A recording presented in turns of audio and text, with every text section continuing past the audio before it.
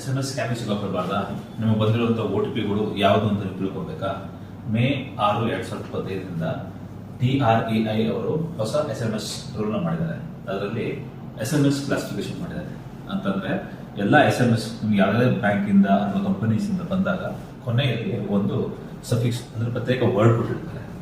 ಆ ವರ್ಡ್ಗಳು ಯಾವುದು ಅಂತಂದ್ರೆ P ಅಂದ್ರೆ ಪ್ರಮೋಷನಲ್, T ಅಂದ್ರೆ ಟ್ರಾನ್ಸಾಕ್ಷನ್, S ಅಂದ್ರೆ ಸರ್ವಿಸ್, G ಅಂದ್ರೆ ಗೌರ್ಮೆಂಟ್.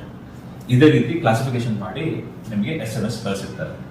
ಏನಕ್ಕೆ ಇದನ್ನು ಮಾಡಿದ್ದಾರೆ ಅಂತಂದ್ರೆ ಯಾವುದೇ ರೀತಿ ಸ್ಕ್ಯಾಮ್ಗಳು ಆಗಬಾರ್ದು ಮತ್ತೆ ಜನಗಳಿಗೆ ಅವ್ರ ಟ್ರಾನ್ಸಾಕ್ಷನ್ ಯಾವ್ದಾಗಿದೆ ಏನು ಅಂತ ಕ್ಲೀನ್ ಆಗಿ ಗೊತ್ತಾಗಬೇಕು ಅಂತ.